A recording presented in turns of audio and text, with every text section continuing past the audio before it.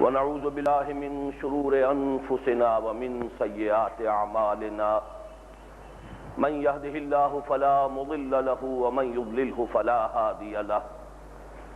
ونشهد أن لا إله إلا الله وحده لا شريك له ونشهد أن سيدنا ومولانا محمدا عبده ورسوله أرسله بالهدى ودين الحق ليظهره على الدين كله وكفى بالله شهيدا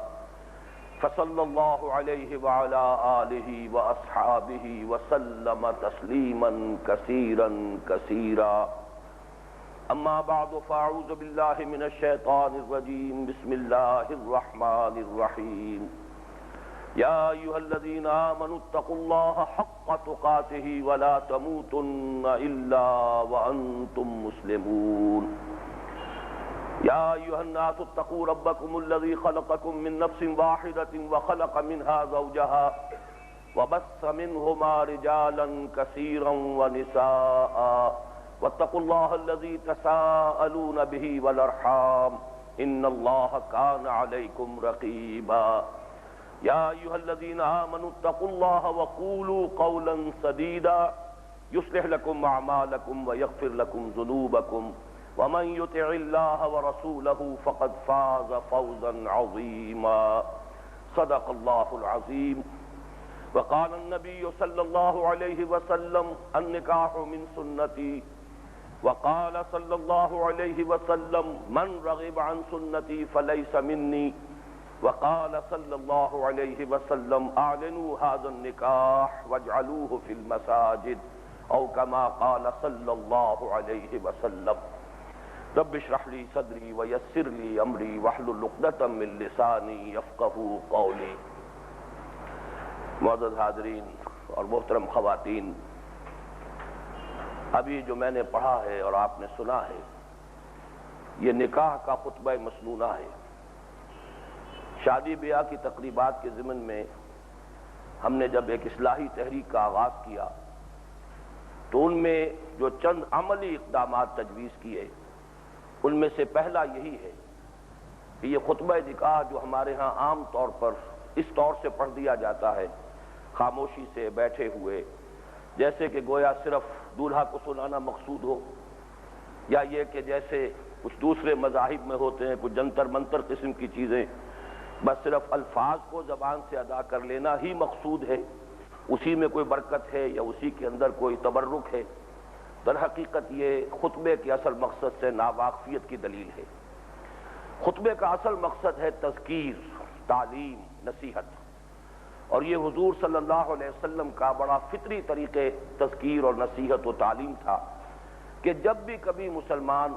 کسی بھی تقریب میں جمع ہوتے تھے، اور تقریبات عام طور پر یا خوشی کی ہوتی ہیں یا غمی کی. مثلا یہ کہ غمی کی تقریب جنازے کے وقت، تدفین کے وقت قبرستان میں حضور خطبہ دیتے تھے، اس لیے کہ وہ وقت ہے کہ وعظ کا، تلقین کا بہترین موقع ہے. دل پہلے ہی نرم ہو چکے ہوتے ہیں، اس وقت گویا کہ strike when the iron is hot کے مطابق اس وقت ذرا سی بات بھی جو ہے ہو سکتا ہے کسی کے دل کو لگ جائے تو اس سے اس کی زندگی میں انقلاب آ جائے. اسی طرح جو بھی مواقع جمع ہونے کے ہیں ان میں خطبے ہوتے تھے، اور ان خطبوں کا اصل مقصد ہے تعلیم اور تذکیر اور نصیحت. جیسے خطبہ جمعہ ہے، خطبہ عیدین ہے. اب ہمارے ہاں چونکہ ہماری زبان کا بیریئر ہے، ظاہر بات ہے خطبہ مسنونہ تو وہی ہوگا جو حضور ادا کرتے تھے عربی زبان میں، تو خطبہ مسنونہ تو جمعے میں بھی تقریباً وہی الفاظ ہوتے ہیں، عیدین میں بھی وہی ہیں. لیکن جو ہماری آڈینس ہے زبان یار من ترکی و من ترکی نمی دانم، وہ تو نہیں جانتے کہ کیا کہا جا رہا ہے. بلکہ جیسے کہ میں نے پرسوں بھی عرض کیا تھا، شہروں میں تو پھر بھی یہ کہ علماء اور جو ائمہ مساجد ہیں وہ صاحب علم ہوتے ہیں، خطباء، لہذا کم سے کم انہیں تو معلوم ہوتا ہے کہ وہ کیا کہہ رہے ہیں. دیہات میں تو عام طور پر ایسے لوگ ہیں کہ جو نماز جمعہ بھی ادا کرواتے ہیں کہ جنہیں خود پتہ نہیں ہوتا کہ وہ کیا پڑھ رہے ہیں، کتاب سے لے کر انہوں نے صرف دیکھ کر کچھ پڑھ دیا، گویا کہ خطبہ ہو گیا. حالانکہ یہ تو در حقیقت خطبے کا اصل مقصد حاصل نہیں ہوتا. یہی وجہ ہے کہ پھر یہ بات شروع کی گئی کہ اس خطبے سے پہلے کوئی وعظ ہو، کوئی نصیحت ہو، تاکہ جو مقصد اصل میں اس خطبے سے حاصل ہونا چاہیے تھا اور نہیں ہو رہا، تو عربی کا مقولہ بھی ہے ما لا یدرک کلہ لا یترک کلہ. اگر کوئی چیز بتمام و کمال حاصل نہ کی جا سکے تو بالکل ترک بھی نہیں کر دینی چاہیے. کوئی تلافی کی شکل جو بھی اس کا حصہ حاصل کیا جا سکے اس کے لیے یہ جمعے کے خطابات شروع ہوئے، وعظ شروع ہوئے. چنانچہ دہلی میں تو رواج تھا کہ جمعے کی نماز کے بعد وعظ ہوتا تھا. جمعے کی نماز کے بعد سے عصر کی نماز تک وعظ. جمعے سے پہلے وعظ نہیں ہوتا تھا. خطبہ مسنونہ عربی کا ہوا، وقت معین پر نماز ادا ہوئی. اب جو لوگ بیٹھے وعظ کے لیے، نصیحت کے لیے، گویا کہ ان کا اپنا اختیاری فعل ہے اور بیٹھتے تھے اکثر لوگ، اس لیے کہ یہ کم سے کم جذبہ لوگوں میں موجود تھا کہ جمعے کی اہمیت ہے اور جمعے کا یہ خاص مقام ہے ہمارے دین میں. بہرحال ہم نے اسی پر قیاس کرتے ہوئے پہلا قدم یہ اٹھایا کہ لوگ جمع ہوتے ہیں خطبہ نکاح کے موقع پر، تو اس میں خطبہ نکاح کا مفہوم کم سے کم بیان کر دیا جائے تاکہ جو اصل مقصد ہے خطبے کا وہ کسی نہ کسی درجے میں حاصل ہو جائے. بلکہ آج میں سوچ رہا تھا تو اس خطبے کا ایک پس منظر بھی ہے، کیونکہ اسلامی شریعت کا اصل حیولہ تیار ہوا ہے عرب جاہلیت میں جو بھی رواج چل رہے تھے، جو ان کے معمولات تھے، ان معمولات ہی کی اصلاح کی گئی ہے. ان میں جو چیزیں خلاف اسلام تھی وہ نکال دی گئیں اور ان کے اندر جو اسلام کے تقاضے انہی میں سمو دیے گئے. تو عربوں میں جاہلیت میں بھی اسلام کی آمد سے قبل، حضور کی بعثت سے قبل بھی رواج تھا کہ جب نکاح ہوتا تھا تو خطبے بلکہ دو ہوتے تھے. جانبین جمع ہوئے، لڑکی والے جمع ہو گئے، لڑکے والے جمع ہو گئے، تو دو خطیب ہوتے تھے، ایک لڑکے والوں کی طرف سے، ایک لڑکی والوں کی طرف سے. لیکن اس خطبے کا مقصد کیا ہوتا تھا؟ جیسے کہ حج کے سلسلے میں آتا ہے سورہ بقرہ میں کہ مینا کا جو یہ قیام تھا، ظاہر بات ہے کہ حج کے مناسک میں شامل ہے، لیکن ایام جاہلیت میں وہ لوگ کیا کرتے تھے؟ اپنے آباء و اجداد کے مناقب بیان کر رہے ہیں، فخر کر رہے ہیں، اپنے آباء و اجداد کے کارنامے بیان کر رہے ہیں. تو قرآن مجید نے یہ کہا کہ تم ان دنوں میں اے مسلمانوں بجائے اس کے کہ اپنے آباء و اجداد کے جو ہے کارنامے بیان کرو، اللہ کا ذکر کیا کرو. کہ ذکرکم آباءکم او اشد ذکرا، جس طرح کہ تم اپنے آباء و اجداد کا ذکر کیا کرتے تھے اس سے بھی زیادہ شدت کے ساتھ اللہ کا ذکر کرو. تو گویا کہ وہ بات بھی برقرار رہی لیکن اس کے اندر جو روح دین ہے وہ شامل کر دی گئی. یہی معاملہ اس خطبوں میں ہوتا تھا. لڑکی والوں کی طرف سے کوئی کھڑا ہوتا تھا، وہ اپنے خاندان کے مناقب اور اپنے فضائل اور اپنے اسلاف کے کارہائے نمایاں بیان کرتا تھا.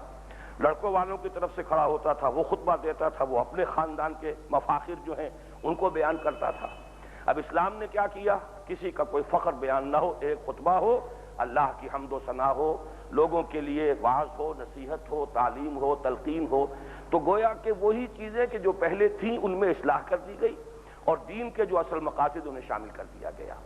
تو میں آج اس وقت انشاءاللہ تعالی کچھ دیر کے بعد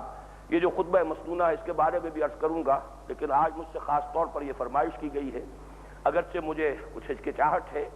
کہ بہت سی باتیں ابھی پرسوں میں نے بیان کی ہیں اور آپ میں سے بہت سے حضرات بلکہ شاید اکثریت ان لوگوں پر مشتمل ہو اس وقت کے سامعین کی کہ جو پرسوں بھی اس نکاح میں شامل تھے، تو ذرا طبیعت میں رکاوٹ ہوتی ہے جو باتیں ابھی پرسوں میں نے بیان کی ہیں اور بہت سے حضرات نے سنی ہیں، تو اب میں ان کو دوبارہ دہراؤں. لیکن یہ کہ چونکہ خاص طور پر تجویز کیا گیا کہ ہماری اس تقریب کا جو یہ ویڈیو تیار ہو رہا ہے اسے استعمال کرنا ہے بڑے پیمانے پر اس فکر کو عام کرنے کے لیے کہ لوگوں تک یہ بات پہنچے، تاکہ یہ اصلاحی تحریک جو ہے، بہرحال یہ سمجھیے کہ تقریباً 18 برس سے اپنے بس میں تو جو کچھ ہوا ہے ہم نے اس میں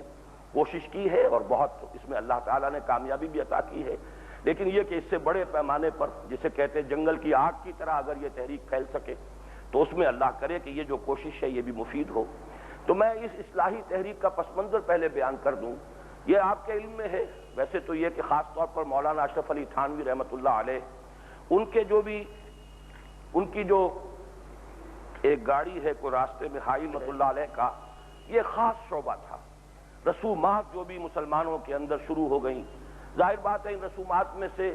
کچھ حصہ تو یہ تھا کہ جو ہندوانہ ہمارا پس منظر ہے. اکثر لوگ ہندوستان میں مسلمان وہی ہیں جن کے آباء و اجداد جو ہے 4 پیڑھی پہلے، 10 پیڑھی پہلے یا اور 15 پیڑھی پہلے مسلمان ہو گئے. تو چونکہ تربیت اور تعلیم کا مناسب بندوبست نہیں ہو سکا، مسلمان تو ہو گئے، کسی بزرگ سے متاثر ہوئے، کسی اللہ والے کی بات جو ہے دل میں اتر گئی، کسی کے ایمان لے آیا، لیکن یہ کہ نظام جو ہے درہم برہم تھا تعلیم و تربیت کا. اس لیے یہ کہ کچھ نہ کچھ ہندوانہ پس منظر بھی چلتا رہا، وہ رسومات بھی چلتی رہیں. ہندوؤں میں تیجا ہوتا تھا مرنے والے کے لیے، وہ ہم نے اس کو صرف یہ کیا کہ تیجے کو فارسی میں ڈال دیا، سوئم کر دیا۔ اس سوئم پر بھی کچھ لوگوں نے اعتراضات شروع کیے تو اسے قرآن خوانی کر لیا، لیکن تیجا اپنی جگہ رہا، اس لیے کہ یہ تو کھوٹا گڑا ہوا ہے، ہمارا وہ جو پرانا پس منظر ہے وہ تیجا قائم ہے، چاہے اس کے عنوانات آپ نے بدل دیے۔ اسی طرح شادی بیاہ کے معاملات کی بھی جو اکثر رسومات ہمارے ہاں ہو رہی ہیں وہ در حقیقت ہمارے ہندوانہ پس منظر سے ماخوذ ہیں، اور ان میں جو اضافہ ہوا ہے کچھ عرصے سے، رسومات اپنی جگہ رسومات ہونے کے اعتبار سے بھی بری چیزیں ہیں،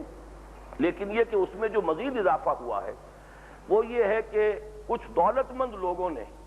اس میں جو اضافے شروع کیے تقریبات کے، ایک دعوت، دو دعوتیں، تین دعوتیں، چار دعوتیں، بہانے سے دعوتیں، پھر یہ کہ اس کے اوپر روپیہ جو خرچ کیا پیسے کی طریقے سے، پھر جشن منانے کے لیے پھر وہ روشنیاں اور وہ لائٹنگ شروع ہوئی، اس سے یہ چیز جو ہے بڑھتی چلی گئی، اور اس سے گویا کہ اس میں کئی درجے اضافہ ہوتا گیا قباحت کا اور اس کے اندر جو برائی ہے۔ تو بہت سا قوم کا، ملک کا، ملت کا درد رکھنے والے لوگوں نے اصلاح کی ضرورت تو محسوس کی، لیکن یہ کہ وہ اصلاح ہو کیسے؟ یہ چیزیں در حقیقت ایسی ہیں کہ جب تک کہ قلبی اور ذہنی کوئی تبدیلی نہ ہو جائے لوگوں میں تو جو لیک پڑ جاتی ہے معاشرے میں اس سے ہٹنا آسان نہیں ہوتا۔ کیا کریں، رواج ہے، برادری ہے، اب کیا کریں، خواتین کا کہنا ہے ہمارے ہاں یہی اس طرح ہوتا چلا آ رہا ہے، تو بعض ایسے ہرڈلز ہیں کہ جن کی وجہ سے کوئی پیش قدمی نہیں ہو سکی، اور ایک سبب یہ بھی ہوا پیش قدمی نہ ہونے کا کہ لے دے کر ایک اپیل تھی کہ سادگی اختیار کی جائے۔ سادگی کسے کہتے ہیں اس کے کوئی معنی نہیں ہے، سادگی ظاہر بات ہے غریب آدمی کے لیے سادگی کا مفہوم کچھ اور ہے، امیر کے لیے کچھ اور ہے، ملینئر کے لیے کچھ اور ہے، تو سادگی جو ہے ایک لفظ تو ہے لیکن اس معنی میں بالکل بے معنی لفظ ہے کہ اس کا کوئی معین مفہوم نہیں ہے، ریلیٹو ٹرم ہے، یہ تو صرف ایک اعتباری سا تصور ہے۔ پھر یہ کہ اس میں اگر کوئی حکومتوں کی طرف سے ہوئی، کوئی پیش رفت ہوئی، کوئی آرڈیننس ہوئے، تو اب ان کے اندر بھی ظاہر بات ہے کہ معاشرے میں جب تک کہ ذہنی اور قلبی کوئی تبدیلی نہ آئی ہو تو اس کا نتیجہ یہی نکلا کہ پولیس والوں کے لیے رشوت کا ایک نیا کھاتا کھل گیا۔ پھر یہ کہ ہمارے بہت سے ایسے لوگوں کو جو دل سے خواہش مند بھی تھے، مثلا یہ کہ جنرل ضیاء الحق مرحوم کے بارے میں یہ مانتا ہوں کہ وہ دل سے چاہتے تھے، اس لیے کہ انہوں نے جب اپنی بیٹی کی یا بیٹے کی شادی کی تھی تو بالکل اسی انداز میں کی تھی۔ وہ جو رحیم الدین خان جو گورنر رہے بلوچستان کے، ان کے ہاں وہ جو رشتہ ہوا تھا بالکل اسی انداز میں ہوا، کوئی اس کی سیلیبریشن جو ہے اس انداز کی جیسی کہ آج کل ہوتی نہیں ہوئی، لیکن ان کی سیاسی مصلحتیں تھیں۔ ایک طرف بات کہتے تھے سادگی کا، دوسری طرف انہیں جانا پڑتا تھا، جو بڑے بڑے لوگ ہیں سیاسی اعتبار سے اہمیت والے ہیں ان کے ہاں جا کے شریک ہوتے تھے، 10-10 ہزار آدمیوں کو کھانا کھلایا جا رہا ہے اور وہاں وہ شریک ہیں، تو گویا کہ پھر ان کا وہ سارا واز بھی جب لوگ پڑھتے تھے کہ ضیاء الحق صاحب بھی موجود تھے اس دعوت میں جس میں اس شان و شوکت کے ساتھ، اس ٹھاٹ کے ساتھ جو ہے پیسہ پانی کی طرح بہایا گیا ہے، تو پھر ان کی بات بھی غیر مؤثر ہو جاتی تھی۔ ان چیزوں پر جب غور کیا، اور یہ آج سے کوئی 18-20 سال قبل کی بات ہے، تو جو ایک بات سامنے آئی وہ یہ ہے کہ ہم مسلمانوں کے لیے اصل شے یہ ہے کہ اس حوالے سے بات کی جائے کہ حضور صلی اللہ علیہ وسلم کی سنت اور آپ کے صحابہ کی سنت، اس لیے کہ وہ جو مشہور حدیث ہے کہ حضور نے فرمایا کہ میری امت کے بھی فرقے ہو جائیں گے، 72 یا 73 ہو جائیں گے، صرف ایک ان میں سے گروہ ہوگا کہ جو ناجی ہوگا، نجات پائے گا۔ پوچھا گیا وہ کون سا ہوگا؟ فرمایا ما انا علیہ واصحابی، یہ وہ لوگ ہوں گے کہ جن کا طرز عمل ہوگا جو میرا طرز عمل ہے اس کے مطابق، اور جو میرے صحابہ کا طرز عمل ہے اس کے مطابق، جو اس کو اختیار کریں گے ان کے لیے نجات ہے، اللہ تعالیٰ کے فوز و فلاح ہے۔ اگر اس حوالے سے بات کی جائے تو میں سمجھتا ہوں کہ اس گئے گزرے دور میں بھی کچھ نہ کچھ لوگ جو ہیں آمادہ ہوں گے اس کو قبول کرنے پر۔ تو یوں سمجھیے کہ ایک فارمولہ ہے یہ، جو تقریبات ثابت ہیں دور صحابہ میں حضور صلی اللہ علیہ وسلم اور صحابہ کرام سے، ان کو تو سر آنکھوں پر رکھیے، ان کا اہتمام کیجیے، لیکن جو تقریبات سرے سے کہیں ثابت ہی نہیں، معلوم ہوا کہ یہ یقیناً کہیں باہر سے ہمارے ہاں آئی ہوئی چیز ہے، یہ ہمارے اپنے دین کا معاملہ نہیں ہے، تو اس کو پھر پوری جرت کے ساتھ، بلکہ جرت سے آگے میں تو لفظ استعمال کروں گا پوری بے رحمی کے ساتھ اس کا قلع کما ہونا چاہیے، اور دلیل ہونی چاہیے یہ کہ یہ ثابت نہیں ہے محمد الرسول اللہ صلی اللہ علیہ وسلم اور آپ کے صحابہ سے۔ اگر ہم یہ کرتے ہیں تو گویا کہ ما انا علیہ واصحابی کے زمرے سے ہم خارج ہونے کا خطرہ مول لے رہے ہیں۔ ہمیں یہ خطرہ مول نہیں لینا ہے، اپنی عاقبت کے لیے اتنا بڑا اندیشہ جو ہے وہ ہمیں اختیار نہیں کرنا چاہیے۔ یہ میں سمجھتا ہوں کہ ایک ایسی بات ہے کہ جس کو آپ کہتے ہیں کہ بنیاد ہونی چاہیے ٹھوس اور مضبوط، تو یوں سمجھیے کہ یہ ایک بنیاد ایسی ہو سکتی اصلاحی عمل کے لیے اس کے حوالے سے جب جائزہ لیا تو معلوم ہوا کہ 3 چیزیں ایسی ہیں جو باہم ایک دوسرے کے ساتھ جڑی ہوئی ہیں. یوں سمجھیے کہ یہ ایک دوسرے پر کے ساتھ لازم و ملزوم ہے کہ اگر ایک کا خاتمہ ہو جائے گا دوسرے کا بھی ہو جائے گا. ہمارے ہاں بارات کا ایک تصور ہے. اچھا بارات جتھا بن کر کچھ لوگ آئے ہیں تو کچھ نہ کچھ انٹرٹینمنٹ ان کی ہونی چاہیے. وہ انٹرٹینمنٹ اب ظاہر بات ہے کہ وہ تھوڑی بھی ہو سکتی ہے بڑی بھی ہو سکتی ہے. عام شرافت بھی ہے یہ کہ گھر میں آپ کے مہمان آئے ہو تو آپ انہیں کچھ نہ کچھ کھلائیں پلائیں کو خاطر تواضع کریں. تو بارات کے تصور کے ساتھ جب وہ لڑکی والے کے گھر پہنچے تو کچھ نہ کچھ کھلانا پلانا یہ گویا کہ اس کا ایک منطقی اور ایک فطری سا نتیجہ نکلا. اور اس کے ساتھ ایک چیز جو اور منسلک ہے وہ جو جہیز کا تصور ہے. یہ تمام چیزیں در حقیقت ایک ہی تصور کے 3 ایسپیکٹس ہیں. ان کو ایک ہی سٹروک سے ایک ہی وار سے تینوں کو ختم کیا جا سکتا ہے. پہلی بات یہ ہے کہ اسلام میں جہیز کا کوئی تصور نہیں، اس لیے کہ اسلام میں لڑکی بھی وارث ہے جیسے لڑکا وارث ہے. بیٹے کو وراثت میں سے حصہ ملے گا بیٹی کو بھی حصہ ملے گا. یہ تو ہندوؤں کے ہاں ہے کہ چونکہ بیٹی کا وراثت میں حصہ ہی نہیں، لہذا بیٹی کو جب گھر سے رخصت کرتے ہیں تو کچھ دے دلا کر، اور اسے وہ دان دہیج کہتے ہیں. یہ دہیج اور دان ان دونوں کا مطلب ہے خیرات ہے. لڑکی کا حق کوئی نہیں ہے. یہ جو کچھ ہم دے رہے ہیں یہ صدقہ ہے خیرات ہے دے کر اسے رخصت کر رہے ہیں. اب اس کا کوئی گھر جو ہے اس گھر کے اوپر کوئی حق باقی نہیں رہا. اس بنیادی تصور کی نفی ہو جائے. اسلام میں تو بیٹی بھی جیسے کہ کس قدر تاکید کے ساتھ آیا ہے سورہ نساء میں جہاں وراثت کے احکام آئے ہیں مما قل منہ او کثر، وراثت تھوڑی ہو یا زیادہ اس قانون کے مطابق تقسیم کرنا لازم ہے. بیٹے کا حصہ بیٹے کو جائے، بیٹی کا حصہ بیٹی کو جائے. اگر شوہر فوت ہوا ہے تو بیوی کا حصہ بیوی کو ملے، بیوی فوت ہوئی ہے شوہر کا حصہ شوہر کو ملے. والدین زندہ ہے اس کے وفات پانے والے یا پانے والی کے تو والدین کا حصہ ہے. یہ جو بھی ہیں جن کے حصے شریعت نے مقرر کر دیے ان سب کو حصہ پہنچنا چاہیے مما قل منہ او کثر. اب یہ چیز اگر سامنے ہو تو یہ شادی کے موقع پر دینے دلانے کا معاملہ ختم ہو جائے گا. یہ در حقیقت کس کی وجہ سے ہندوؤں میں یہ ہوتا تھا جب شادیاں ہونی ہیں جہیز لے کر آنا ہے تو کوئی جتھا جانا چاہیے اس لیے کہ درمیان میں کہیں ڈاکہ نہ پڑ جائے. ایک گاؤں سے جا رہے ہیں دوسرے گاؤں واپس آنا ہے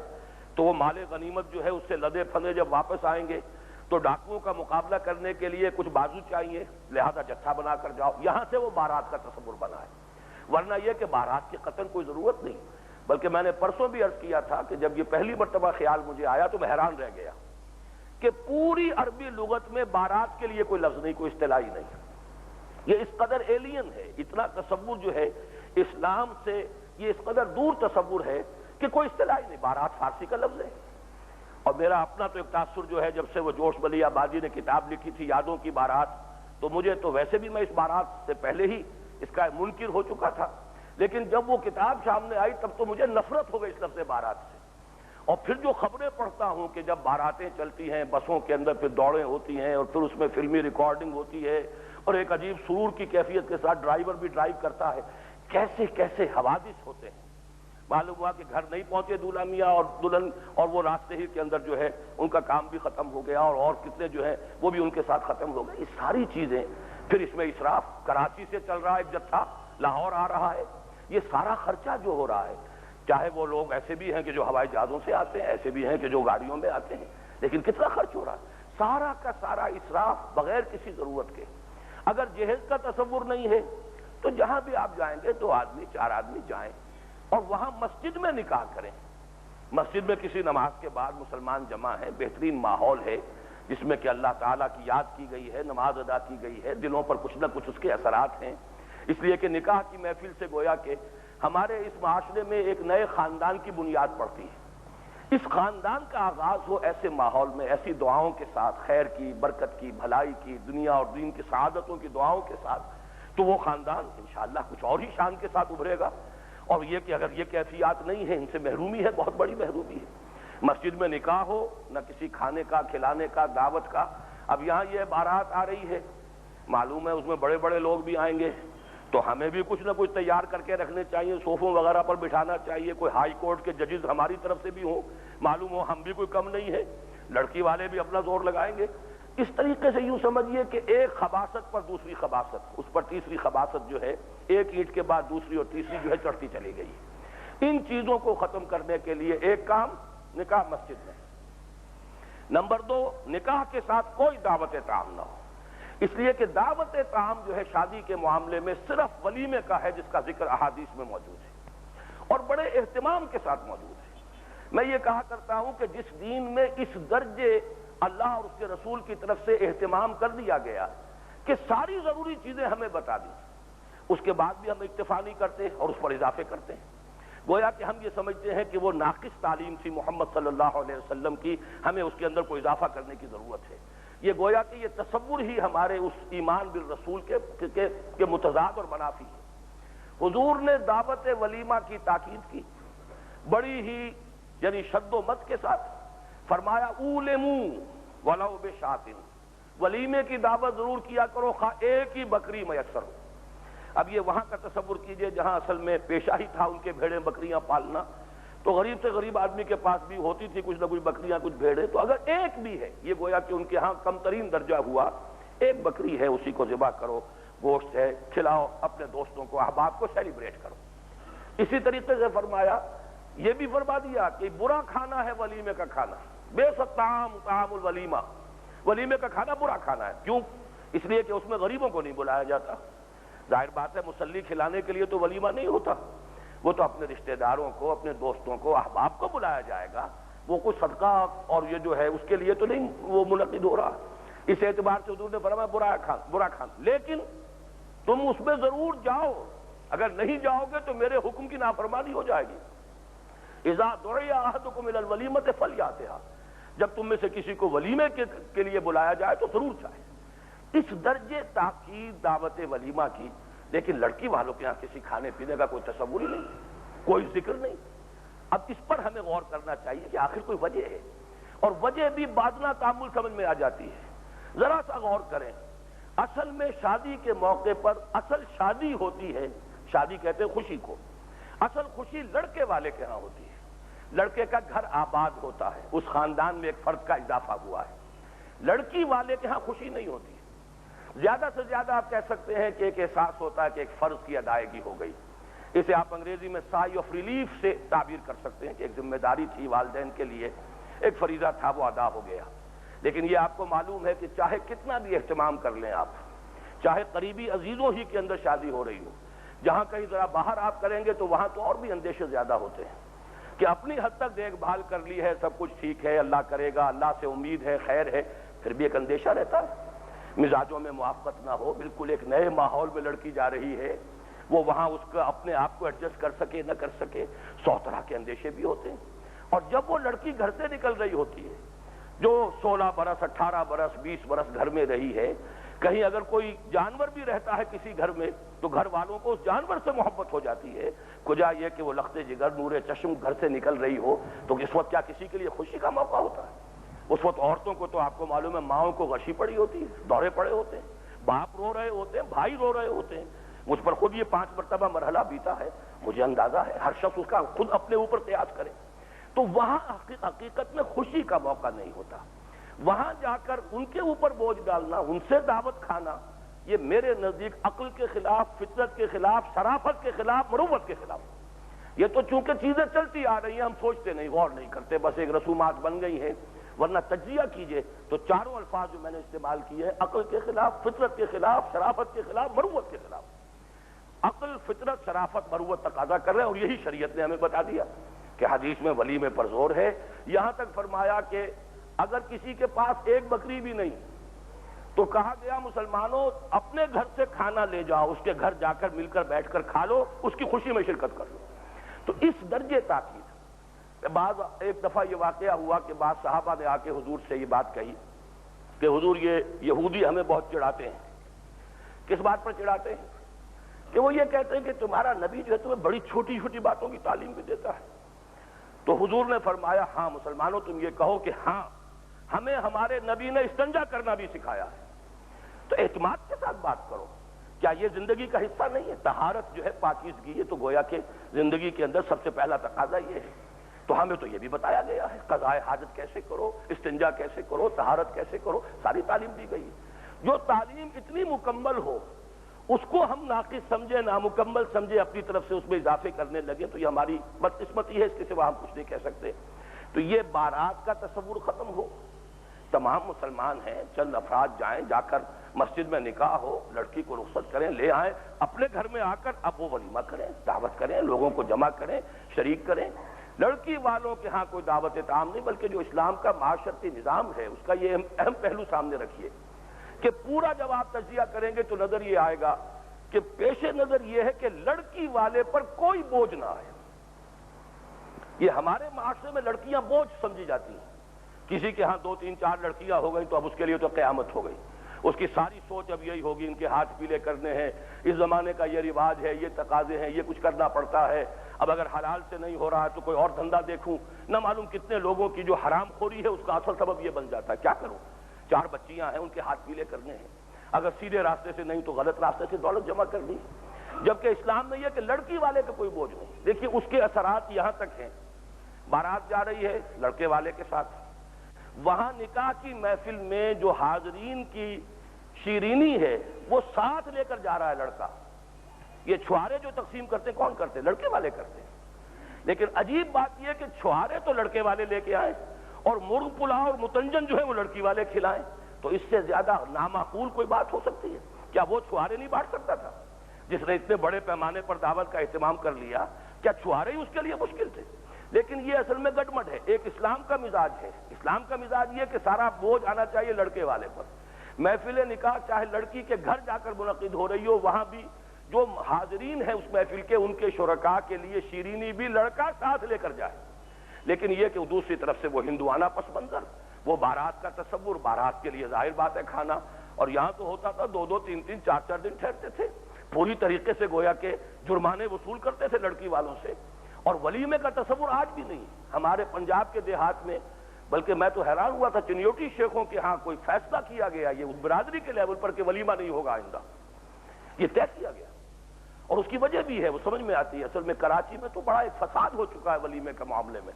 اس لیے کہ دعوت ہو رہی ہے اور ایک پیشہ بن گیا لوگوں کا، اچھے بھلے کپڑے پہنے اور آ گئے۔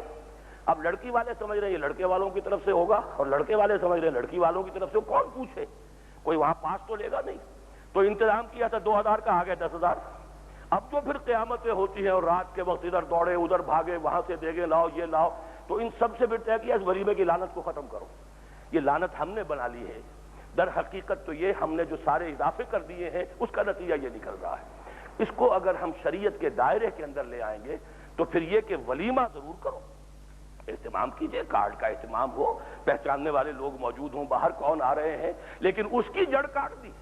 باقی یہ کہ لڑکی والوں کے ہاں جا کر جو ہے وہ 2 دن یا 3 دن جتنا بھی ہے قیام ہو رہا ہے دیہات کے اندر، اور ان کو جو ہے پورا تاوان ڈالا جا رہا ہے کہ تم لڑکی والے ہو،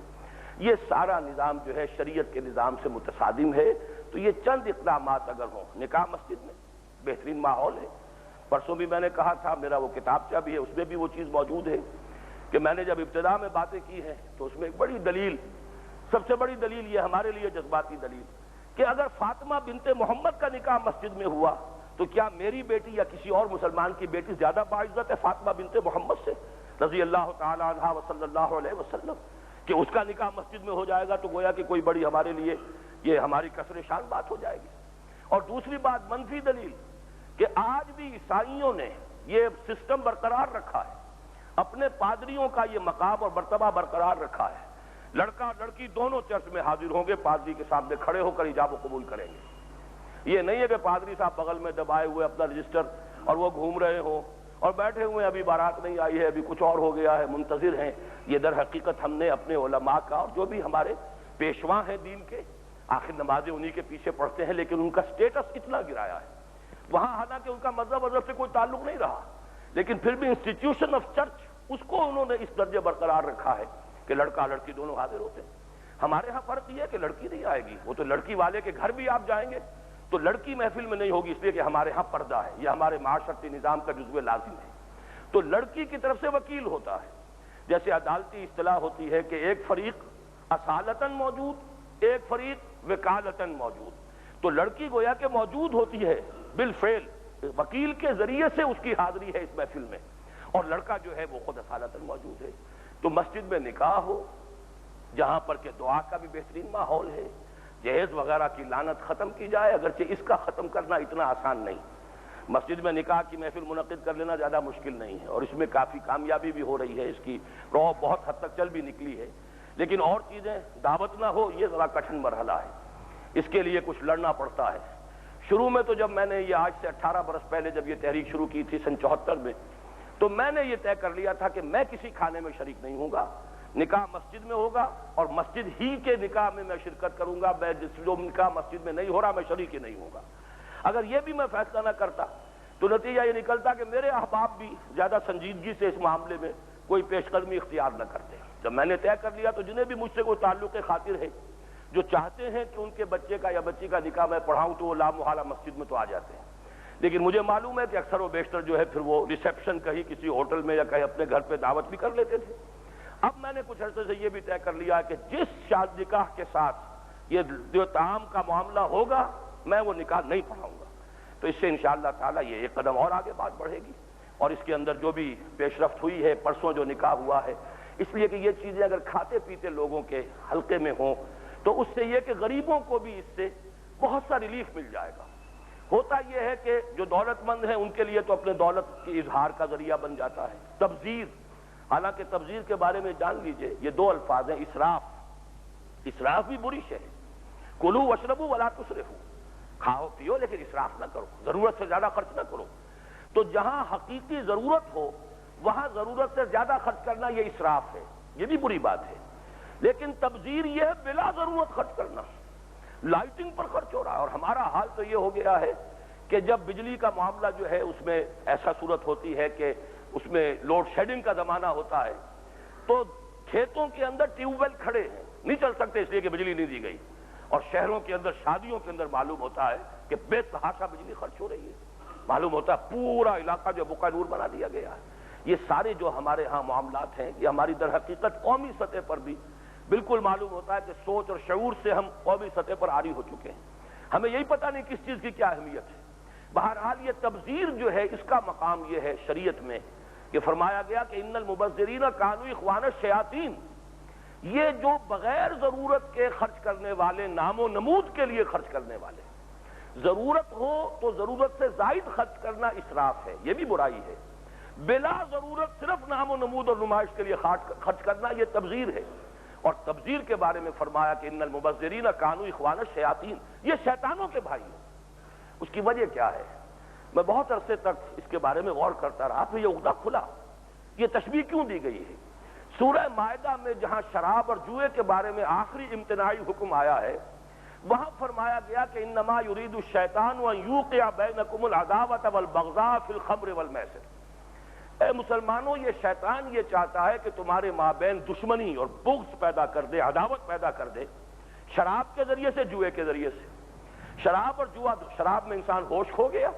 اب اسے پتہ نہیں منہ سے کیا بک رہا ہوں، دنگا فساد ہوگا ہی ہوگا۔ جوئے میں بھی یہ ہوتا ہے کہ ایک آدمی جو ہے محسوس کرتا ہے کہ اس نے بغیر کسی محنت کے مجھ سے یہ مال جو ہے یہ جیت لیا،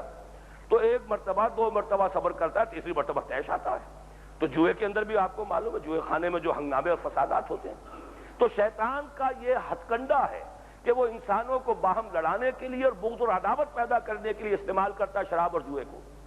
بین ہی یہی نتیجہ تبذیر کا ہے۔ اب ایک شخص ہے کوٹھی کے اندر، بہرحال اس کو اللہ نے جو بھی دولت دی ہے، اس سے ذرا میں اس وقت بحث نہیں کر رہا کہ وہ حرام سے آئی ہے کہ حلال سے آئی ہے، لیکن چلیے چھوڑیے، ایک کے پاس دولت ہے، لیکن اسی دولت مند شخص کا کوئی شوفر بھی ہے، ڈرائیور ہے، کوئی وہاں پر اس کا چوکیدار بھی ہے، کوئی خانسامہ بھی ہے اور ملازمین بھی ہیں۔ اب اس کوٹھی والے کی بیٹی کی شادی ہو رہی ہے تو پورا جو ہے کوٹھی بھی بقع نور بن گئی اور زرق برق لباسوں کا ایک سیلاب آیا ہوا ہے، اور کھانے پینے پر بھی جو کچھ خرچ ہو رہا ہے، اور وہ غریب کیا محسوس کرے گا کہ اس کے گھر میں ہو سکتا ہے، اس کی کٹیا میں، اس کے کسی کوارٹر میں اس کی بیٹی وہ بوڑھی ہو رہی ہو اور اس کے ہاتھ پیلے کرنے کے لیے اس کے پاس کچھ نہیں، کیا احساس ہوگا اس کا؟ وہ احساس محرومی کس درجے شدید ہو جائے۔ ہمارے دین کی حکمت یہ ہے تعلیم کی، حضور نے فرمایا کہ اگر تم اپنے بچوں کے لیے کبھی پھل لے جاؤ تو یا تو ہمسایوں کے ہاں بھی بھیجو، ورنہ کم سے کم یہ احتیاط کرو کہ پھلوں کے چھلکے دروازے کے باہر مت پھینکو کہ پڑوسی کے بچے یہ محسوس کریں کہ ان کے گھر میں آج آم کھائے گئے ہیں، ہمیں آم میسر نہیں۔ اول تو یہ کہ اگر آپ لائے ہیں آم اپنے بچوں کے لیے پڑوس میں بھی بھیج دیجئے تاکہ وہ بچے بھی شریک ہو جائیں۔ لیکن فرض کیجئے نہیں ہے آپ کی اتنی استطاعت، آپ اتنے ہی لا سکے ہیں جو اپنے گھر والوں کے لیے کفایت کریں، تو یہ احتیاط بتائی گئی کہ چھلکے باہر مت پھینکو، تاکہ ان کو چھلکے دیکھ کر وہ احساس محرومی نہ ہو۔ یہ تبذیر ہے جو ہمارے ہاں طبقاتی جو تصادم ہے اس کو بڑی تیزی کے ساتھ بڑھا رہا ہے، اس لیے کہ اس کے نتیجے میں وہ احساس محرومی شدید تر ہو جاتا ہے۔ ٹھیک ہے، ایک کام ہے، گھر کے اندر ہے، لوگوں نے کر لیا ہے، جو بھی ان کا فرق ہے ان کو بھی معلوم ہے، لیکن جب اس کا اس طرح مظاہرہ ہوتا ہے اس فرق و تفاوت کا،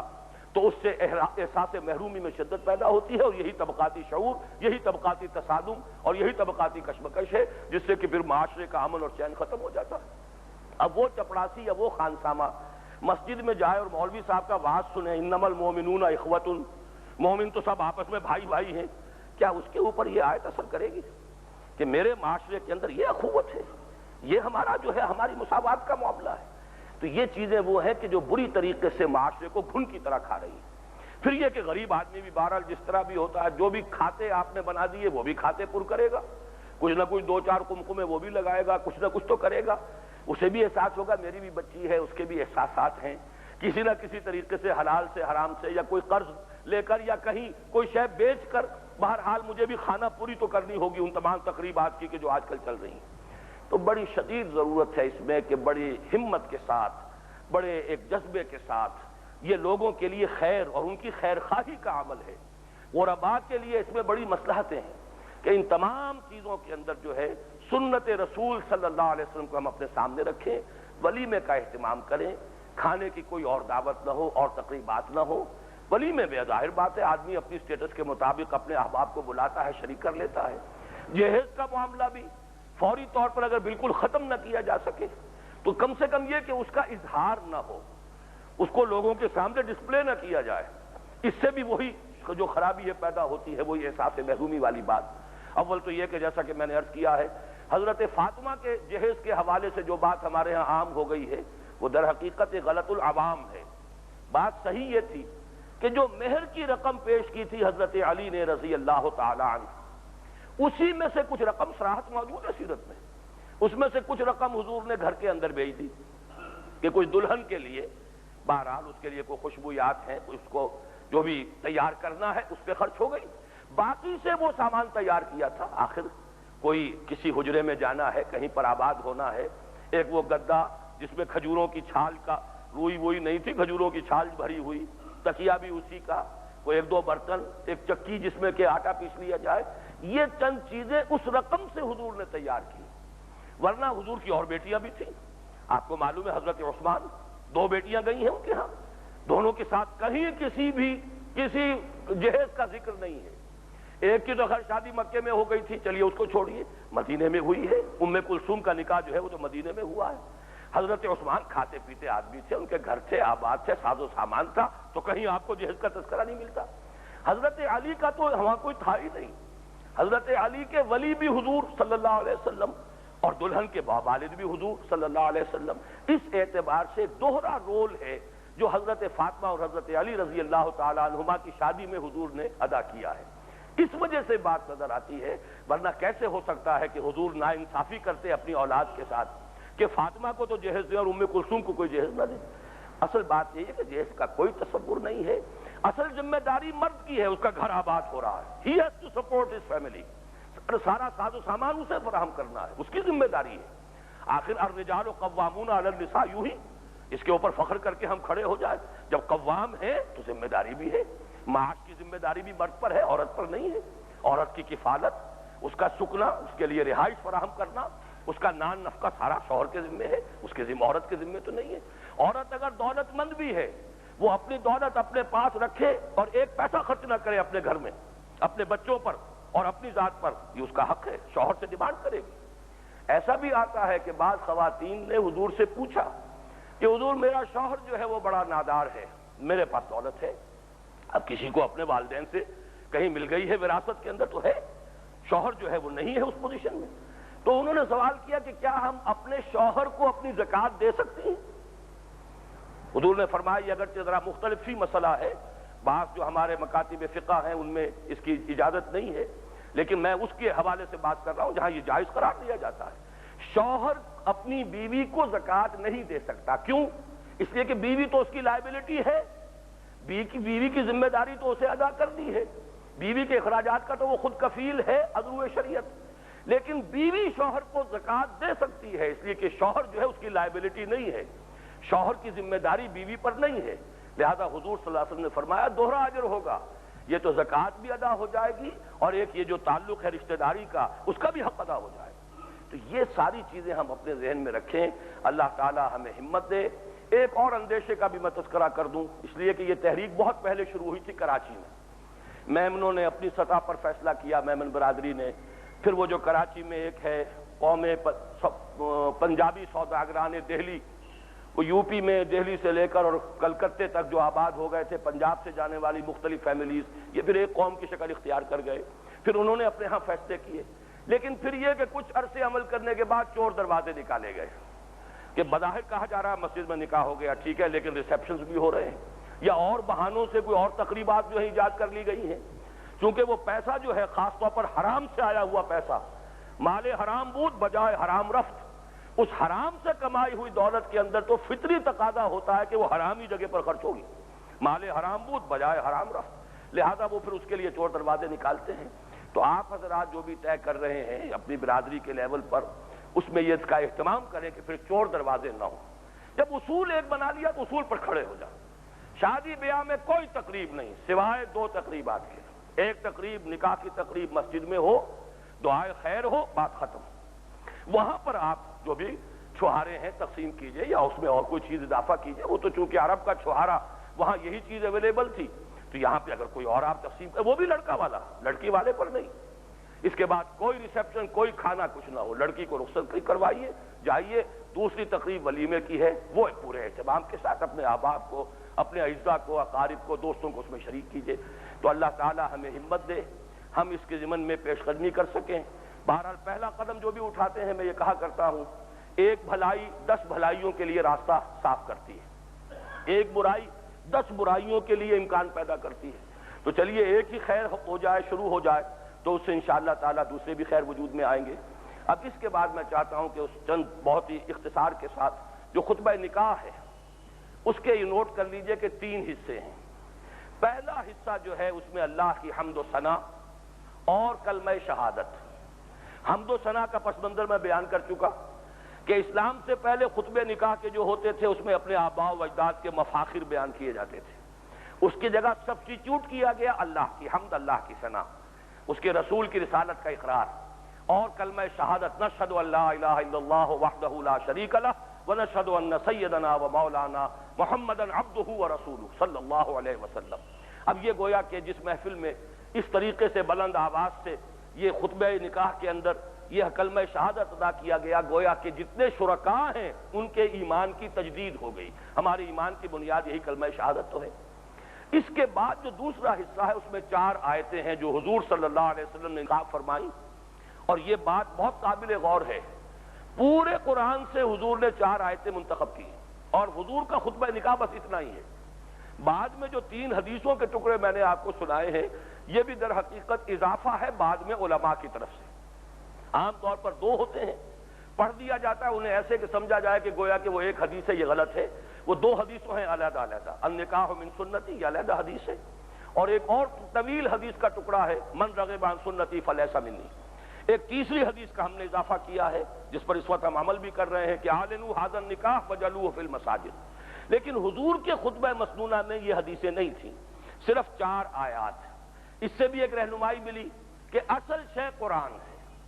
وعظ ہے تو قرآن ہے، نصیحت ہے تو قرآن ہے، تعلیم ہے تو قرآن ہے، لہذا ہمیں زیادہ ارتکاز کرنا چاہیے تمام اپنی گفتگوؤں میں قرآن پر، اس لیے کتاب ہدایت ہے اور کامل ہدایت، اس میں اللہ تعالیٰ نے اپنی ہدایت کو کامل فرما دیا۔ تو 4 آیتیں جو حضور نے منتخب کی ہیں ان کا جو قدر مشترک ہے وہ یہ ہے کہ تقوی کی تاکید نہایت شد و مد کے ساتھ، نہایت موقت ترین انداز میں یہ ان تین مقامات پر قرآن مجید کی آئی ہے۔ پہلا مقام سورہ آل عمران کی آیت نمبر 102، ایک آیت، یا ایھا الذین آمنوا اتقوا اللہ حق تقاتہ، اہل ایمان اللہ کا تقوی اختیار کرو جتنا کہ اس کے تقوی کا حق ہے، ولا تموتن الا وانتم مسلمون، اور دیکھنا ہرگز موت نہ آئے، ہرگز مت مرنا مگر فرما برداری کی حالت میں۔ یہ دو حصے ہو گئے اور دونوں میں تقویٰ کی بات اصل میں ہو رہی ہے. ایک میں لفظ تقویٰ استعمال کیا گیا، ایک میں نہیں کیا گیا، لیکن اس کا مفہوم آ گیا. تقویٰ کیا ہے؟ انسان کا اس طرح زندگی بسر کرنا، پھونک پھونک کر قدم اٹھانا کہ کہیں اللہ کی مرضی کے خلاف کوئی حرکت سرزد نہ ہو جائے، کوئی کام ایسا نہ کر بیٹھوں کہ جو اللہ کو پسند نہ ہو. مستقل طور پر یہ کیفیت اگر ہے تو یہ تقویٰ ہے. ایک مرتبہ حضرت عمر رضی اللہ تعالیٰ عنہ کی محفل میں مجلس مشاورت میں یہ بحث چھڑ گئی کہ تقویٰ کیا ہے، ڈیفائن کیسے کیا جائے تقویٰ کو. تو مختلف اصحاب نے اپنے اپنے انداز میں تعبیر کیا. حضرت عمر نے خاص طور پہ فرمائش کی حضرت ابی ابن کعب سے رضی اللہ تعالیٰ عنہ، جن کے بارے میں حضور نے فرمایا اقرؤہم ابی ابن کعب، انصاری صحابی ہیں اور قرآن کے بہت بڑے عالم تھے. وہ خاموش بیٹھے تھے. حضرت عمر نے پوچھا کہ ابی آپ بتائیے تقویٰ کسے کہتے ہیں؟ اب وضاحت کی حضرت ابی ابن کعب نے رضی اللہ تعالیٰ عنہ کہ خلیفۃ المسلمین، آپ کو معلوم ہے کہ اگر کسی کو کسی ایسے جنگل میں سے گزرنا پڑ جائے جس میں خاردار جھاڑیاں بھی ہوں، گھاس بھی اونچی اونچی اگی ہوئی ہو، کوئی راستہ پگڈنڈی بھی نہ ہو، تو کیسے چلے گا؟ پھونک پھونک کر قدم رکھے گا. کہیں کسی جھاڑی میں میرے کپڑے الجھ نہ جائیں، کہیں ایسا نہ ہو کہ اونچ لمبی گھاس ہے، کہیں کوئی سانپ کنڈلی مارے بیٹھا ہو، یا کوئی ایسا بل ہو یا کوئی اور کسی جانور کا جو ہے وہ ایسا بھٹ ہو کہ میرا پاؤں اس میں چلا جائے. تو جس طرح ہر قدم جو ہے وہ پوری طرح احتیاط کے ساتھ اٹھائے گا، بس اس احتیاط کا نام تقویٰ ہے. یہ زندگی جو ہم گزار رہے ہیں اس دنیا میں، یہ ایک سفر ہے اور ہر چہار طرف معصیت کی جھاڑیاں ہیں. گناہ کی دعوت ادھر سے بھی آ رہی ہے، ادھر سے بھی ترغیب ہو رہی ہے، حرام خوری کے مختلف چینلز کھلے ہوئے ہیں اور بڑے ہی وہ خوشنما چینلز ہیں.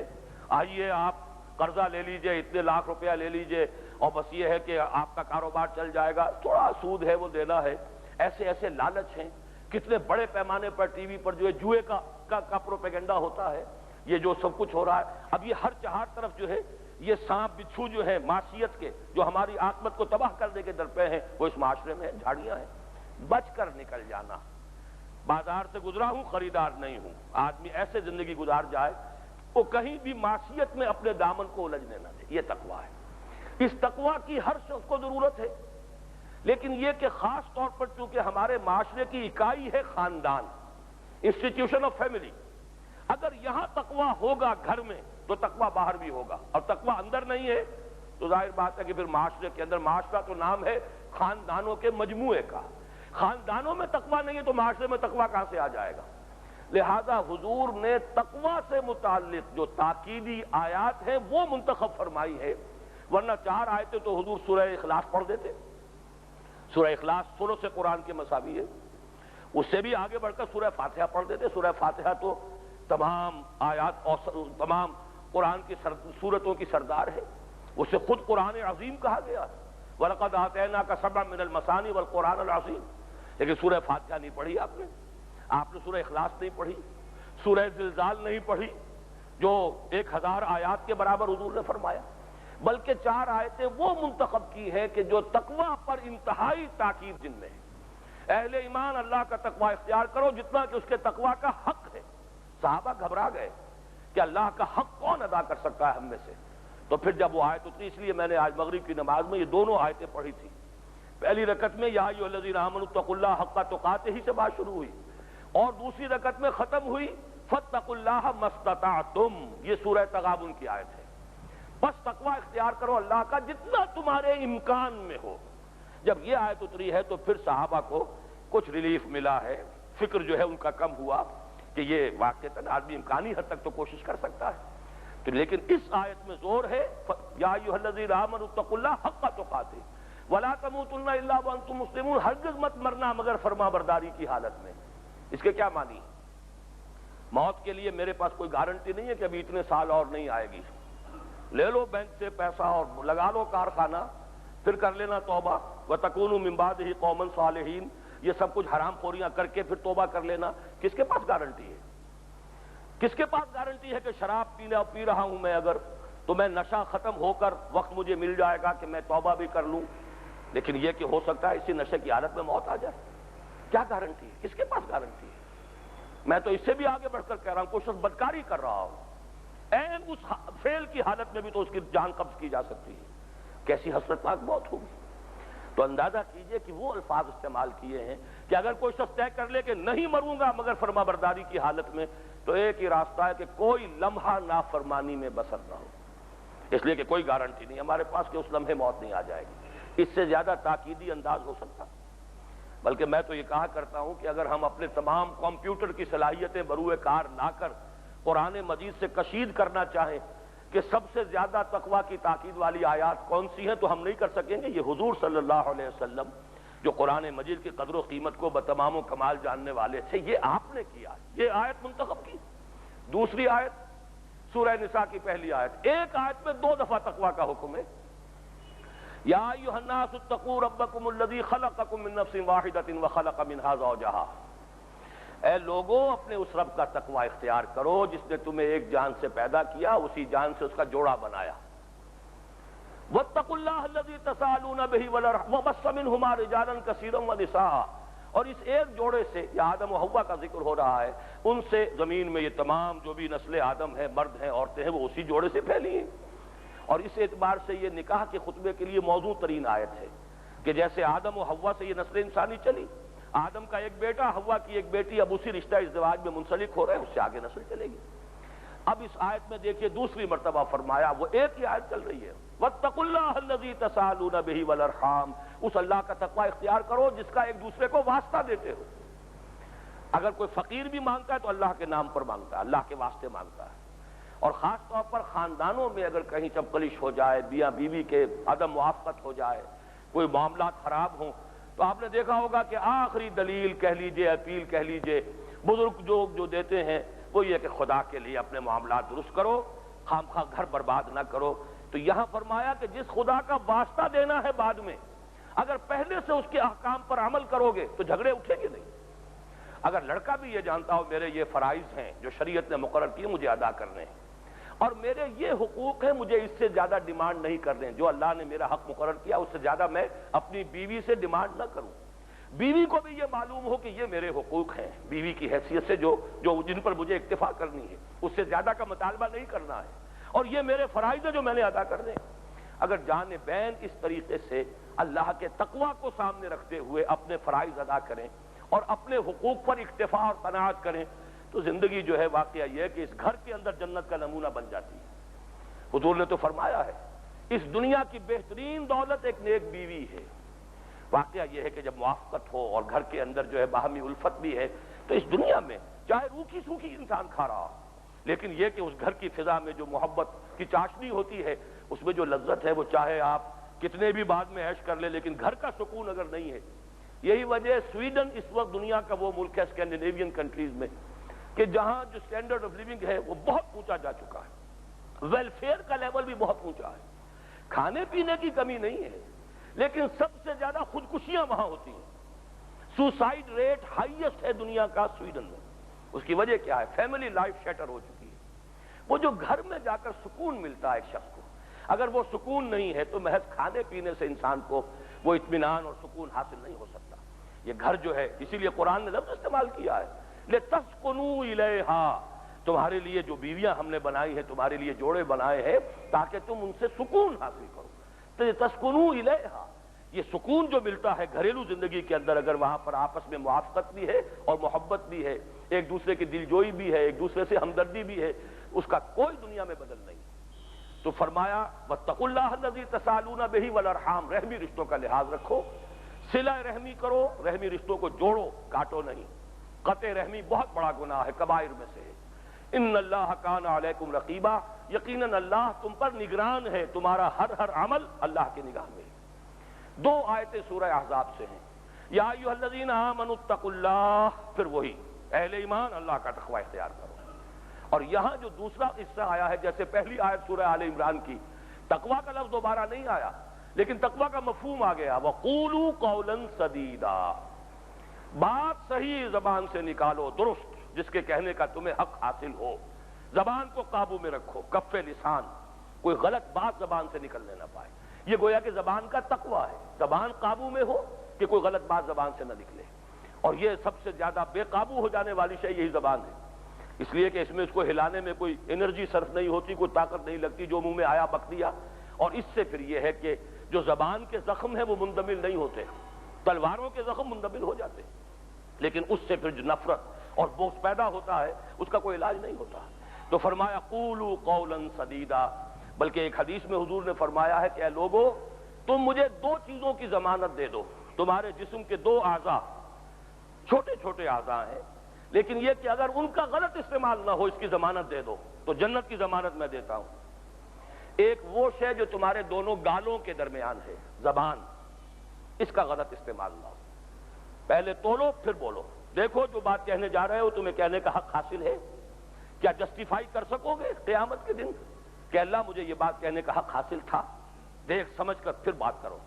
اور دوسرے فرمایا وہ جو تمہاری دونوں رانوں کے درمیان ہے، یعنی انسان کی شرمگاہ، اگر انسان ان دونوں کو قابو میں رکھے، سیکس ڈسپلن ہو اور زبان پر قابو ہو، تو حضور فرماتے ہیں جب یہ دو قابو ہو گئے تو جنت کی ضمانت مجھ سے لے لو۔ اس کی وجہ کیا ہے؟ بقیہ جسم تو خود بخود قابو میں آ جائے گا، سب سے زیادہ بے قابو ہونے والی یہی دو چیزیں ہیں، ان کی اگر تم ضمانت مجھے دے دو تو جنت کی ضمانت مجھ سے لے لو۔ وہی بات یہاں فرمائی ہے، اور گھریلو زندگی میں خاص طور پر آپ کو معلوم ہے، عام طور پر میاں بیوی میں ناچاقی زبان کے غلط استعمال سے، یا شوہر کی زبان میں اگر وہ بچھو کا ڈنک ہے کہ جب بولا اسے کوئی ڈنک مارا ہے، یا بیوی زبان دراز ہے، دونوں میں سے کوئی ایک سبب ہوتا ہے جس سے کہ اصل ناچاقی پیدا ہوتی ہے۔ تو حضور نے وہ آیت منتخب کی، یا ایھا الذین آمنوا اتقوا اللہ وقولوا قولا سدیدا یصلح لکم اعمالکم، جیسے حضور نے فرمایا اگر ان دو چیزوں کی ضمانت مجھے دے دو تو جنت کی ضمانت مجھ سے لے لو۔ وہی بات یہاں ہے، اگر تم زبان کو قابو میں رکھو گے اور تقویٰ کی روش اختیار کرو گے تو اللہ تمہارے سارے اعمال درست کر دے گا،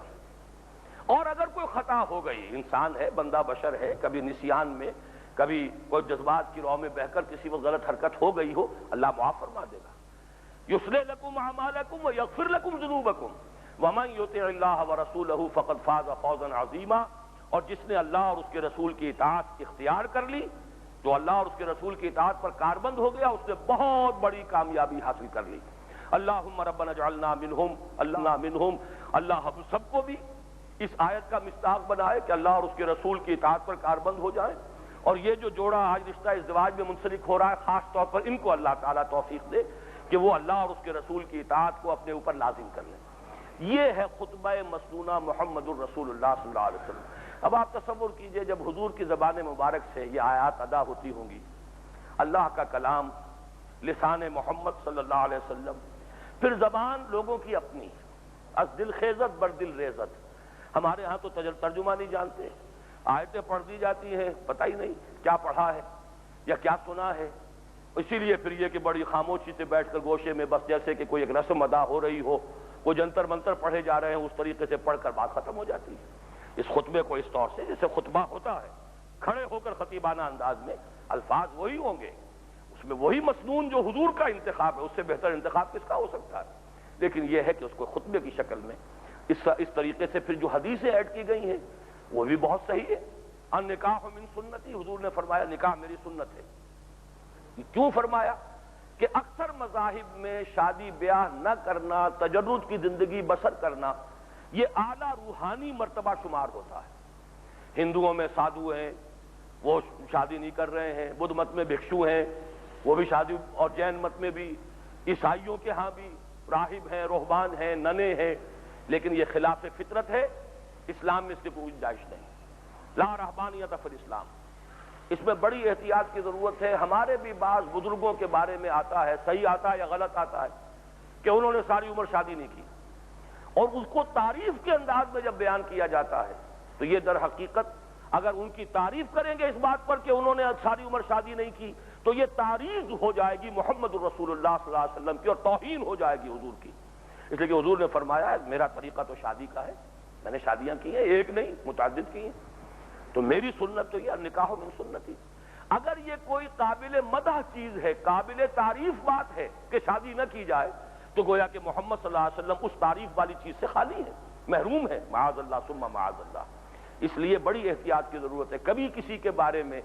تعریفیہ انداز میں یہ نہ کہیے کہ وہ تو جی بس ساری عمر اللہ سے لو لگائے رکھی، شادی نہیں کی، تعریف نہ کیجیے اس کی۔ تعریف کریں گے تو جیسا کہ میں نے عرض کیا، ناوک نے تیرے سید نہ چھوڑا زمانے میں، ان کی تو تعریف ہو جائے گی، توہین ہو جائے گی محمد الرسول اللہ صلی اللہ علیہ وسلم۔ یہ بھی ضروری نہیں کہ آپ تنقید کریں، کیا پتا کس کے کیا حالات تھے، کیا مجبوری تھی، ہمیں کوئی ان کے اوپر اعتراض کرنے کا بھی حق حاصل نہیں ہے۔ لیکن یہ کہ بہرحال شادی نہ کرنے کو اگر آپ قابل تعریف شے کی حیثیت سے ذکر کریں گے تو یہ چیز در حقیقت ایک اعتبار سے قدح ہو جائے گی، تنقید ہو جائے گی، توہین ہو جائے گی محمد رسول اللہ صلی اللہ علیہ وسلم کی۔ دوسری حدیث ہے من رغب عن سنتی فلیس منی۔ اصل میں یہ حدیث بھی طویل حدیث ہے جس کا یہ ٹکڑا ہے، اس میں بھی یہ ہوا تھا کہ کچھ 3 صحابہ تھے، ان پر نیکی کا جذبہ بہت غالب آ گیا۔ انہوں نے جا کر ازواج مطہرات سے پتہ کیا حضور نفلی عبادت کتنی کرتے ہیں، رات کو کتنی دیر نماز پڑھتے ہیں، مہینے میں کتنے روزے نفلی رکھتے ہیں۔ تو جو بات بتائی گئی حضور کی تو زندگی کھلی کتاب تھی، اس میں کوئی راز کی بات نہیں تھی، بتا دی گئی۔ انہوں نے سمجھا ان کے اندازے میں کم تھی وہ بات، وہ سمجھتے تھے کہ حضور تو ساری رات ہی کھڑے رہتے ہوں گے اور حضور تو ہمیشہ ہی روزہ رکھتے ہوں گے۔ لیکن جب انہیں بتایا گیا کہ نہیں ایسی بات نہیں، حضور رات کو سوتے بھی ہیں، تو انہوں نے اسے قلیل سمجھا۔ لیکن اپنے دل کو اطمینان دینے کے لیے یہ کہا بھائی حضور تو معصوم ہیں، ان سے تو کوئی گناہ ہو ہی نہیں سکتا، اور اگر بالفرض کہیں گناہ ہو تو اللہ پہلے ہی معاف کر چکا ہے، لقد غفر اللہ لک ما تقدم من ذنبک وما تأخر۔ لہذا حضور کے لیے تو اتنی عبادت کافی، ہمارے لیے کافی نہیں۔ ایک نے کہا میں تو اب پوری رات کھڑا رہا کروں گا، اپنی کمر بستر سے لگاؤں گا ہی نہیں۔ دوسرے نے کہا کہ میں روزانہ روزہ رکھوں گا، کبھی ناغہ نہیں کروں گا۔ تیسرے نے کہا میں شادی بیاہ نہیں کروں گا، یہ جو کھکھیڑ ہے گھر گرہستی کا اس کے اندر پڑھ کر آدمی پھر اللہ سے لو نہیں لگا سکتا۔ حضور کو خبر مل گئی، حضور نے تینوں کو طلب فرمایا، نہایت آپ نے غصے کے عالم میں فرمایا، حالانکہ بڑی غیر معمولی بات ہے، یہ حضور کے مزاج کے بھی خلاف بات معلوم ہوتی ہے کہ حضور نے فرمایا واللہ انی لاتقی اللہ منکم واخشی للہ، میں اللہ سے سب سے زیادہ ڈرنے والا اور سب سے بڑھ کر متقی ہوں اللہ کا۔ یہ بات بڑی غیر معمولی ہے، لیکن میرا طرز عمل یہ ہے کہ میں نے شادیاں بھی کی ہیں، بال بچوں دار ہوں، گھر گرہستی کی زندگی ہے، میں رات کو سوتا بھی ہوں، نماز بھی پڑھتا ہوں، سوتا بھی ہوں، میں نفلی روزے رکھتا بھی ہوں، ناغے بھی کرتا ہوں۔ تو فمن رغب عن سنتی فلیس منی، کان کھول کر سن لو، جس کو میری سنت پسند نہیں اس کا مجھ سے کوئی تعلق نہیں۔ تو یہ ہے در حقیقت مکمل حدیث، لیکن اس کے حوالے سے ذرا ہم میں سے ہر شخص کو جائزہ لینا چاہیے اپنی زندگی کا، کس درجے ہم سنت کے قریب ہیں، کس درجے ہم سنت سے دور ہیں، اپنی شکل صورت، وضاقتہ، لباس، رہن سہن، معمولات، پھر یہ کہ سب سے بڑی سنت حضور نے کس کام کے لیے اپنی زندگی لگائی، سب سے بڑی سنت تو یہ ہے۔ آپ نے تو دعوت دین اور اقامت دین کی جد و جہد میں ایک ایک لمحہ، جب 40 برس کی عمر ہوئی ہے اور وحی کا آغاز شروع ہوا ہے اور حکم ملا ہے یا ایھا المدثر قم فانذر وربک فکبر، اس کے بعد سے تو آپ کا ہر لمحہ اسی کام میں بیتا۔ اس اعتبار سے سوچنا چاہیے کہ ہماری زندگیوں میں کتنا حصہ ہے، ہمارے اوقات میں سے کتنا وقت ہے جو اس کام کے لیے مختص ہے، ہمارے وسائل اور دولت میں سے کتنا حصہ ہے جو اس کام کے لیے ہم لگا رہے ہیں۔ تو یہ بھی ایک ہمارے لیے لمحہ فکریہ ہے۔ تو ویسے زندگی کے ہر گوشے میں ہمیں دیکھنا چاہیے، سنت سے زیادہ قریب ہو، اللہ تعالی ہمیں اس کی توفیق دے، اور جو بھی ہماری اس سے بود ہے سنت رسول سے اس کو ہم ترک کریں، اس کے اندر جو ہے فاصلے کو کم سے کم کرنے کی کوشش کریں۔ یہ ہے دوسری حدیث۔ تیسری حدیث وہ ہے اعلنوا ھذا النکاح وجعلوه فی المساجد، اعلان عام کیا کرو نکاح کا، بلکہ اس حدیث میں آگے ایک اور ٹکڑا بھی ہے، وَاضْرِبُوا عَلَيْهِ مِنَ الضُّفُوفِ، دف بجایا کرو، اس لیے کہ اعلان عام کا اس وقت اس کے سوا کوئی ذریعہ نہیں تھا۔ کہیں دف بج رہا ہے، اب ہر ایک شخص پوچھے گا کیوں بج رہا ہے یہ دف، معلوم ہے فلاں شخص کی شادی ہے، فلاں کا نکاح آج فلاں سے ہے، تو اس کا چرچا عام کرنے کے لیے اس وقت شکل یہ تھی۔ تو حضور کی پوری حدیث ہے اعلنوا ھذا النکاح وجعلوه فی المساجد واضربوه علیہ من الضفوف، نکاح کا اعلان عام کیا کرو اور اس کو مسجدوں میں رکھا کرو اور اس کو لیے دف بجایا کرو تاکہ اعلان ہو جائے، عام معلوم چرچا ہو جائے۔ ہمارے ہاں چرچا کرنے کے اور ذرائع ہیں، مثلا میں اپنی بچیوں کے نکاح کے موقع پر اخبار میں اشتہار دیتا رہا ہوں تاکہ سب کو معلوم ہو جائے، جو بھی احباب ہیں جہاں بھی ہیں ان کو اطلاع مل جائے، اپنی اپنی جگہ پر دعا کر لیں۔ باقی کو کھانا وانا تو میں نے دیا نہیں، بلکہ میں نے اسی لیے تاکہ جڑ کٹ جائے۔ یہ بھی میں ایک ذرا سا نکتہ بیان کر دوں، جب بھی کوئی اصلاحی تحریک شروع کرنی پڑتی ہے تو کچھ انتہا پسندی اختیار کیے بغیر گزارا نہیں، ورنہ یہ کہ آپ کہیں گے صاحب میں نے 4 آدمیوں کو کھانا کھلایا تھا صرف، تو بات تو وہی ہو گئی نا، کسی نے 4 کو کھلایا، کسی نے 400 کو کھلا دیا، کسی نے 4000 کو کھلا دیا، بات تو ہو گئی پوری۔ تو اس میں ضرور ایک جگہ جڑ کاٹنی پڑتی ہے، وہ جڑ کاٹنے کے لیے میں نے یہ سلسلہ شروع کیا کہ اپنی بچیوں کو مسجد ہی سے، مسجد دارالسلام سے رخصت کیا، تاکہ نہ میرے گھر پہ کوئی آئے اور نہ میں اسے کوئی انٹرٹین کروں، تاکہ یہ بات جو ہے کھل کر لوگوں کے سامنے آ جائے۔ کراچی میں بھی لوگ یہ کرتے رہے اور اب بھی کرتے ہیں، جو نکاح مسجد میں ہوتا ہے، مسجد میں نکاح ہے، ساتھ ہی کوئی جگہ ہے وہاں پر شامیانے وغیرہ لگا کر خواتین کا اجتماع وہاں ہو جاتا ہے مسجد سے باہر، وہاں پر کوئی ٹھنڈا وغیرہ بھی ان کو پلا دیا جائے، وہیں سے لڑکی رخصت، تاکہ پھر یہ کہ وہ گھر سے لینے کے لیے جائیں گے تو کوئی تقریب کی شکل بن جائے گی۔ ایسا نہیں ہے کہ یہ کوئی بالکل حرام مطلق ہے۔ اسی طریقے سے نکاح مسجد سے باہر بھی ہو سکتا ہے، سڑک پر بھی ہو سکتا ہے، لڑکی والے کے گھر جا کر ہو سکتا ہے، جو شرائط ہے وہ پوری ہو جائے، اعلان عام ہو جائے، دو جو گواہ ہیں وہ موجود ہوں، ایجاب و قبول ہو جائے، بات ختم ہو گئی، نکاح ہو گیا۔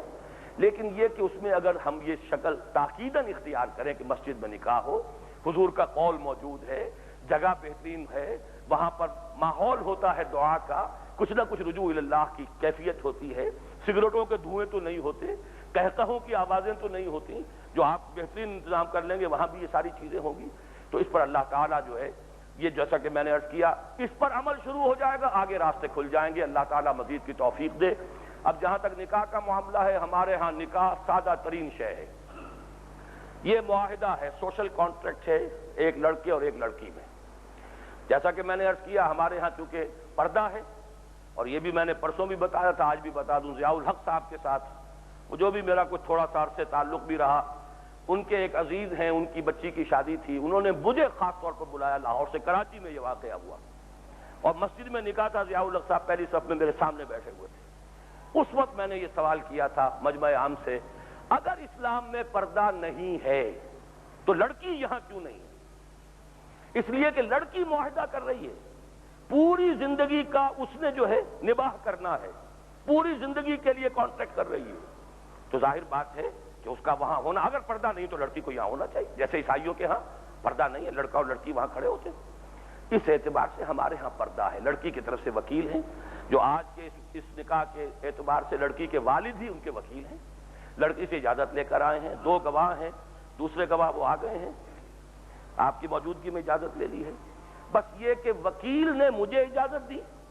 میں آفر کروں گا ایجاب، لڑکا قبول کر لے گا، بس ایک مرتبہ کا ایجاب و قبول کافی ہے۔ ویسے یہ کہ ہم اس کو دہرا دیتے ہیں اس لیے کہ جتنے بھی لوگ ہیں وہ سب اس نکاح کے گویا کے گواہ ہیں، تو وہ مستحضر ہو جائے کس لڑکے کا نکاح ہوا ہے، لڑکی کا نام کیا ہے، اس کا ذرا استحضار ہو جائے تو اچھا، اس لیے کہ محفل ہے، اس میں جو بھی شریک ہے گویا کہ وہ گواہ کی حیثیت رکھتا ہے۔ بھئی یہ ہے ہمارے ہاں شادی کا معاملہ، مہر معین ہو جائے، نہ بھی ہوگا مثل مہر، جو مہر مثل ہوتا ہے اس خاندان کی خواتین کا عام جو مہر ہوتا ہے وہ معین ہو جائے گا، ہو جائے سب سے اچھا، اور جو پورا کا پورا اسی وقت ادا ہو جائے یہ سب سے بہترین،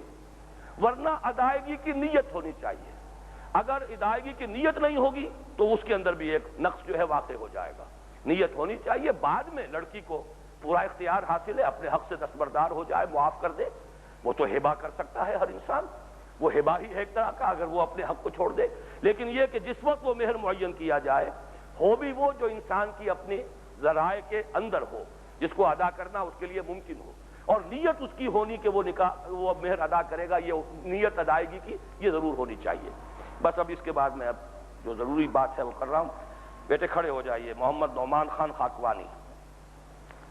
محمد نعمان خان خاکوانی ول محمد خان خاکوانی، میں عزیزہ قدسیہ نیاز بنت ڈاکٹر میاں نیاز احمد کو ان کے والد اور وکیل ڈاکٹر میاں نیاز احمد کی اجازت سے آپ کے نکاح میں دیتا ہوں مہر 30 تولے سونا، جس کی قیمت 1,25,000 روپے بنتی ہے، اور یہ پورا کا پورا مہر اسی وقت ادا ہو جائے گا۔ آپ کو قبول ہے؟ دوبارہ، اور یہ فعل ماضی کے صیغے میں، عزیزم محمد نعمان خان خاکوانی ولد Muhammad Khan Khakwani, 232A PCSIR colony Lahore, میں نے عزیزہ قدسیہ نیاز بنت ڈاکٹر میاں نیاز احمد کو ان کے والد اور وکیل ڈاکٹر میاں نیاز احمد کی اجازت سے آپ کے نکاح میں دیا۔ مہر 30 تولے سونے کے وہ زیورات ہیں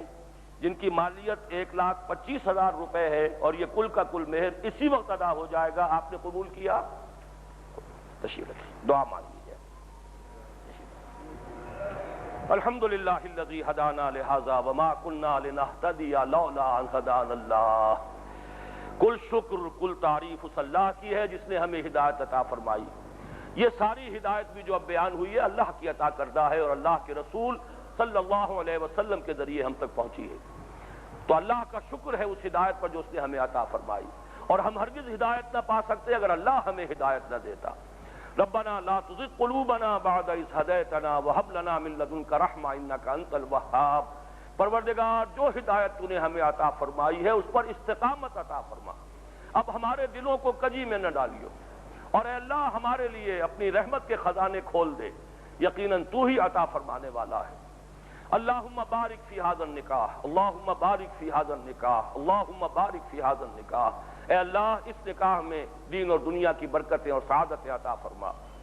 اللہم الف بین قلوبہما، اے اللہ جانبین کے دلوں میں باہمی محبت پیدا فرما دے۔ اللہم الف بین قلوبہما، اللہم حبب بینہما، اللہم وافق بینہما، اے اللہ ان کے مزاجوں میں باہمن موافقت پیدا فرما دے۔ اللہم اجعلہما مسلمین لک ومن ذریتہما امۃ مسلمۃ لک، پروردگار ان دونوں کو بھی اپنا فرما بردار بندہ اور بندی بنا، اور ان کی اولاد میں سے بھی فرما بردار بندے اور بندیاں اٹھا۔ ربنا تقبل منا انک انت السمیع العلیم وتب علینا انک انت التواب الرحیم۔ پروردگار ہماری اس دعا کو قبول فرما، یقیناً تو ہی سننے والا قبول فرمانے والا ہے۔ ہم پر رحم فرما، ہمیں توبہ کی توفیق عطا فرما، ہمیں اپنی جناب میں رجوع کی ہمت عطا فرما، ہمیں اپنے نبی صلی اللہ علیہ وسلم کی سنت کے اتباع کا فیصلہ کرنے کی توفیق عطا فرما۔ رب اغفر وارحم وانت خیر الراحمین، وصلی اللہ تعالی علی خیر خلقہ محمد وآلہ واصحابہ اجمعین برحمتک یا ارحم الراحمین۔